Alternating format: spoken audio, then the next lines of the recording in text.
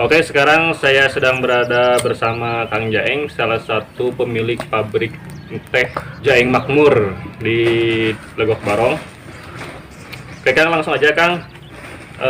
Untuk saat ini yang kita sedang alami adalah PPKM. Jadi, apa dampaknya PPKM kepada khususnya petani teh, sama untuk pengolahannya sendiri? Waalaikumsalam warahmatullahi wabarakatuh. Begini ya Kang ya, dalam situasi seperti sekarang ini, terutama di sekarang masa PPKM, itu dampaknya sangat luar biasa ya. Apalagi sekarang dari mulai harga kan rosot, ini kan dampak dari penjualan. Dulu kita mungkin 1 bulan itu bisa menjual kurang lebih sekitar 28 ton sampai 30 ton ya, Per bulan? per bulan itu.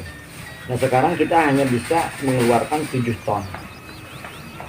Nah, omset kita yang dulu kita bisa nyampe 700 juta 600 juga, itu ya sekarang cuma 100 jutaan. Kadang-kadang ya sampai bahkan bulan kemarin itu kita bisa cuma punya omset itu ya sekitar 60 juta.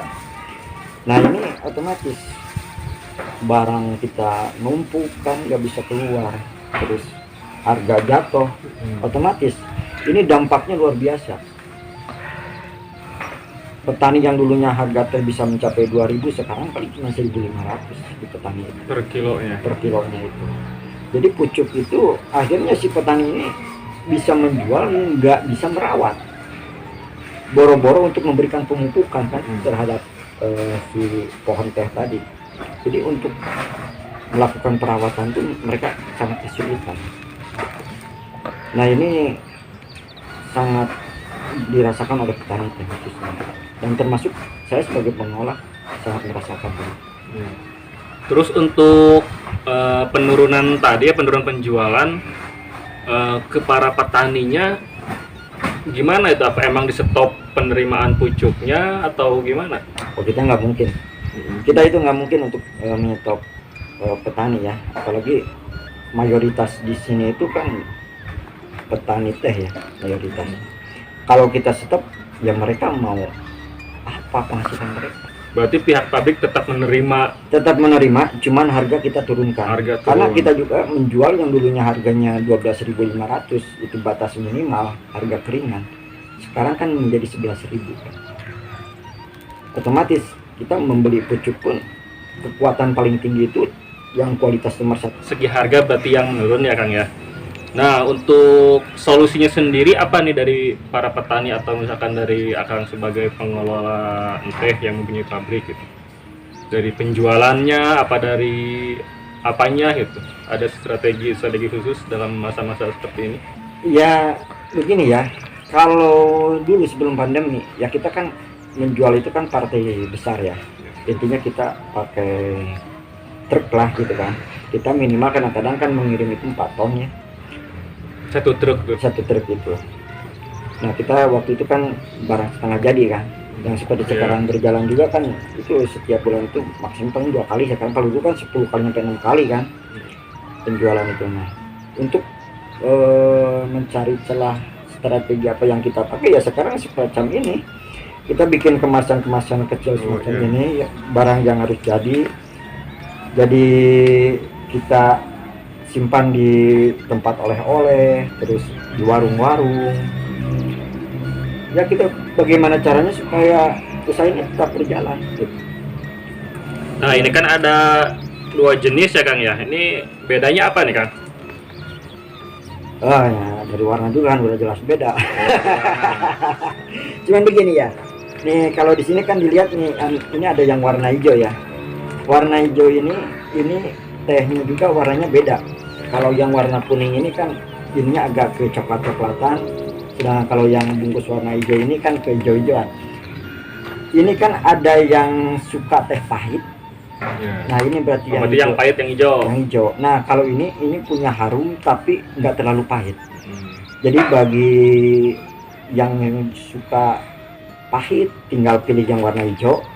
Kalau yang misalkan cuman wangi, pahitnya agak berkurang, berarti teh warna kuning. Itu aja perbedaannya di situ. Kalau soal harga kan sama, Harga sama. harga Ya? sama. Cuman proses bikinnya aja yang beda. Kan kita Nah. harus memenuhi selera konsumen juga. Konsumen misalkan saya mah sukanya teh pahit nih, kalau pagi-pagi itu teh pahit sama gula merah misalkan, ya berarti yang warna hijau. Kalau misalkan saya pengennya teh wangi nih, tapi sama sambil nyemil yang lain, ya itu warna kuning. Itu aja. Yang penting apa yang konsumen butuhkan berarti kita siapkan. Bahkan kalau yang hijau ini bisa untuk diet. Ya. Khusus ibu-ibu biasanya pakainya yang ini. Ibu-ibu biasanya. Ya, selain diet bisa rapat lah, merapat kan. Cuman jangan salah. Jadi begini, kadang-kadang ibu-ibu suka salah juga. Seharusnya minum teh itu kan pagi-pagi sebelum makan, sebelum apa-apa. Sebelum makan apa-apa. Ya, jadi selera nafsu makannya itu berkurang. Nah, yang salahnya itu ibu-ibu kadang habis makan habak-habak Makan dulu, baru minum teh, kan nggak ada dampak gitu kan. Itu kadang-kadang salah triknya lah gitu. Gitu aja. Jadi seharusnya pagi-pagi itu minum teh dulu, gelasnya secangkir lah, gitu, baru melakukan makan aktivitas yang lain, itu berkurang lah gitu, baru berhasil dietnya.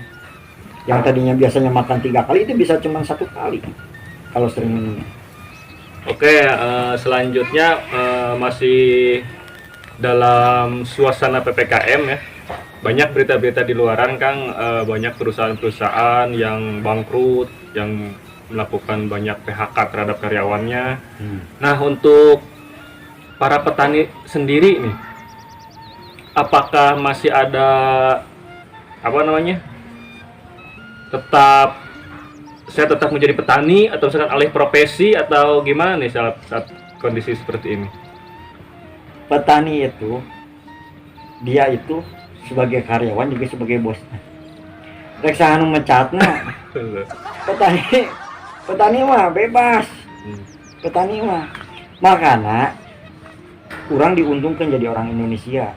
Kuduna bisa melek. Sumber daya alam Indonesia itu luar biasa. Daina dina pandemi koski ya, mungkin lah aing kudu nepi ka bunuh diri mah kan. Teu pantes lah geus jadi petani ya bunuh diri asa nyawa gitu kan. Nah, makanya bahwa petani itu adalah posisi yang paling kuat. Contoh kieu lah. Boga tanah sapatok wae menjadi petani bisa bertahan sebenarnya mah. Kunaon carana? Sakalian misalkan nyen empang 2 meter ke 2 meter aya jang laut. Nah, gitu kan logikanya. Aina anu sawarena bisa nyen sayuran, bisa dijual jang beli beasna. Jeung sahanu rek mecatna kayaknya kitu petani mah da teu make lamaran yang jadi petani mah. Tinggal bahkan di PHK di perusahaan bisa jadi petani malah. Betul.